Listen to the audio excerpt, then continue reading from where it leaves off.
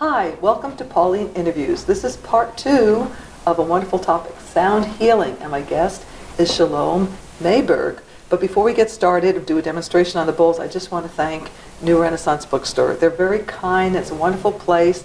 I use their event center to do my interviews. They're on Northwest 23rd. Come and check them out. Thank you, New Renaissance, so much. And thank you, Shalom. This is exciting. I've always loved crystal bowls, and I know they vibrate and they make a beautiful sound, but we're going to demonstrate and show how they work and how they help us to heal. Absolutely. So I'll let you take over. Okay, great. Yeah, we're just going to dive right into the demonstration. And if you're watching at home, find a comfortable place for yourself. Don't drive, don't do anything in the kitchen. Just you can tell them. This time you can look at the camera. Fantastic. Hi. This time you can, because you're addressing the Great. audience. So yeah, find a comfortable seat in your house, maybe on your bed or on a couch or chair, and you're welcome to keep your eyes open and watch. You're also welcome to close your eyes and really just listen to the guided meditation and the sound healing afterwards. That's great. Yep. All right. I can't wait to get started. Yeah, so let's start. Find a comfortable position for yourself. And one quick question. Do I have to tell you that there's anything I want to heal, or this is just going to be a whole body healing? But like I always say, do I want to work on my second chakra, or do you just intuitively know what to do? Intuitively, the sound vibration is going to go to where in your body it needs it. Okay. And it's also nice to have an intention set that you're not attached to. But yeah, to have an intention and say, I really want, some part of my body or some part of my life to move or get better in a certain way. There's absolutely nothing wrong with that. That's a great way to start. I'm glad I asked. And you can keep that to yourself. You don't have to share it. It's always blab it out. Yeah. I'll keep it. All right. So Pauline, find a comfortable seat. Go ahead and close your eyes. You can rest your hands on your thighs, palms facing up or palms facing down. Either way. Whatever feels most comfortable. Yep. Perfect. And then just go ahead and take a couple of breaths here like you're doing. Did you say close my eyes? I did. Okay, I'm sorry. Yeah. So in and out of your nose, or in through your nose and out through your mouth, and allow your body to begin to relax, your forehead and your shoulders, your arms, your belly, your legs. Then allow your breath to become a little bit more gentle, a little bit more easy and smooth.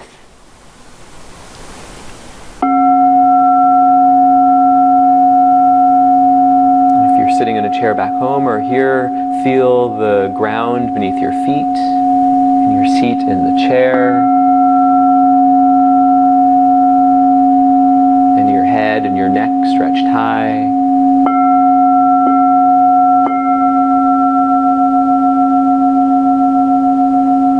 And I invite you to bring your awareness to the center of your chest, to your heart space. Just imagine that as you're breathing, the breath is moving in and out from the center of your chest. Just beginning to open up and to tap into our heart space.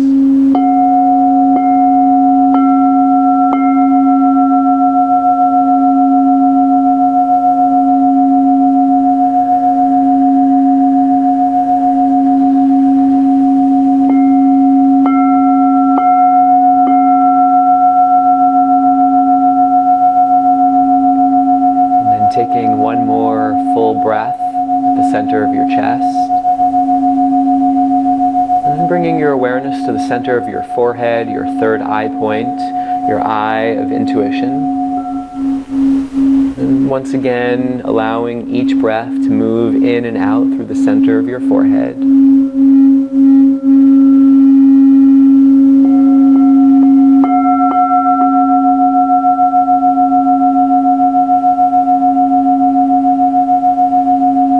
Ourselves to connect to our higher selves, the wisdom within.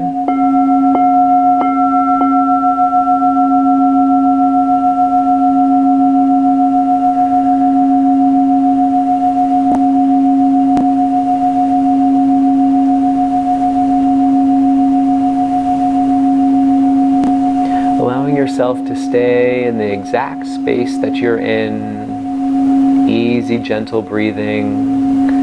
Relaxed body. We'll begin the portion of the sound bath.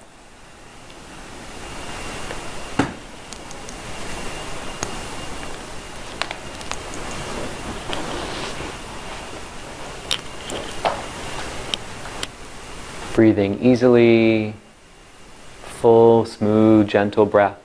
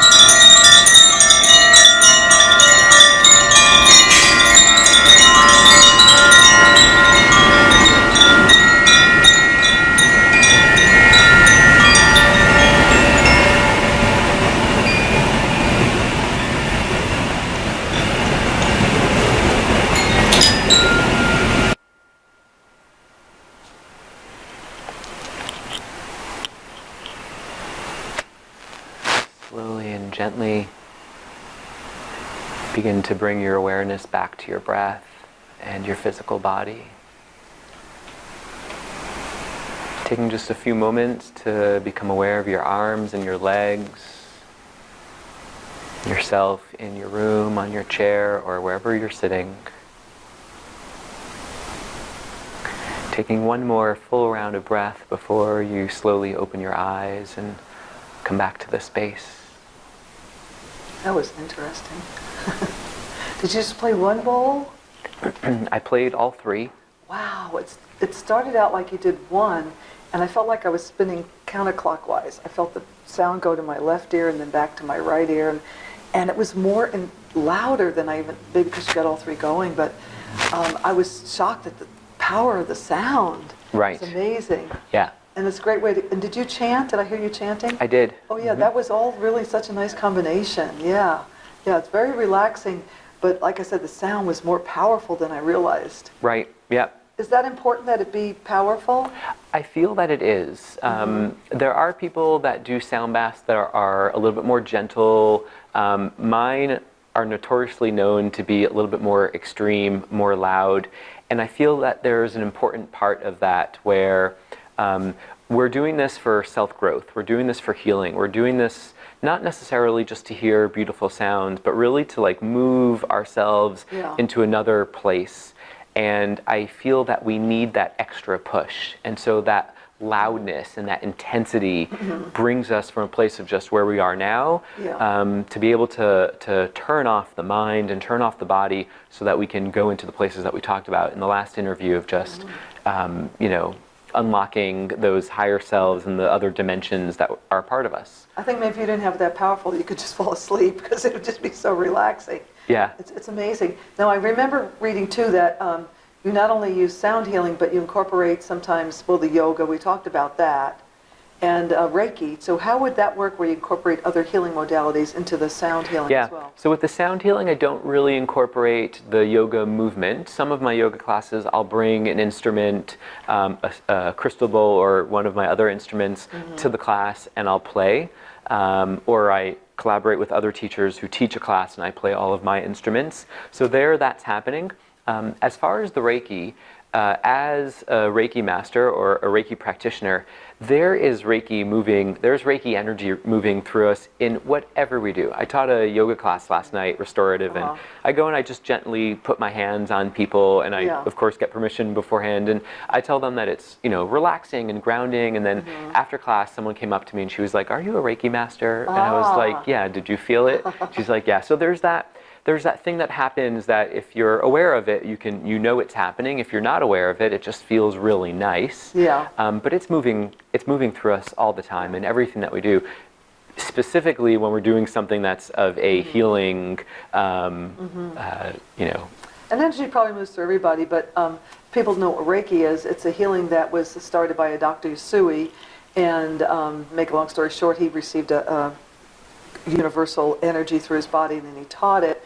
And so people that have been tuned by a Reiki master, they receive that energy and then they can share it with other people. And there are different levels, level 1, 2, and master. Like master, that's really great. Now, before we go, I just want to give you credit. You're working with teens. Tell us about your program, because that sounds fascinating. And it makes me feel hopeful that there's something great going on. Absolutely. Yeah. I've been working with a nonprofit organization for the last 6 years, B'nai B'rith Youth Organization, BBYO. And I started off just doing yoga and some mindfulness programs, and then I started bringing my crystal bowls and weaving in more spirituality-based programming into what I was doing with the teens. And now this organization flies me to different states in the U.S. and Canada, and I spend a weekend with these teens outside of school, where they're all together, anywhere from 70 to 250. I think in February we're going to have about 3,000 teens in Dallas. That's wonderful. And I do sound healing with them, and they love it. That is so good. Yeah. Now you're going to be doing, and we'll have this edited on the air before so just mention briefly what you'll be doing, because there'll be information up on the screen for people to contact you, but you've got some workshops. Tell us briefly about that? Absolutely. So I do teach weekend-long trainings on how to play the crystal bowls, how to have a crystal bowl sound bath, everything that goes into it pre, during, and post. And my next one is happening the last weekend of February. Here at New Renaissance? It's not at New Renaissance. It's at my office space in Southeast Portland. Okay, good. Yep, in Tabor Space. And then I have a retreat happening in early June, June 12, 13, and 14 in Banks, Oregon, just 45 minutes away from here. And of course, all of my other scheduled monthly events that go on. That's terrific. And you do some here, and so you several different places. So if people want to get a hold of you, we'll get that information out. Thank you. Is there anything you want to add before we finish? I think we covered a lot of territory, and I was so excited to do something on sound healing. I don't think I've touched that topic yet, and I know it's so important. Yeah, we covered a lot. There's so much that goes into this. Part and 3. there would be like part 10, in all honesty. Okay.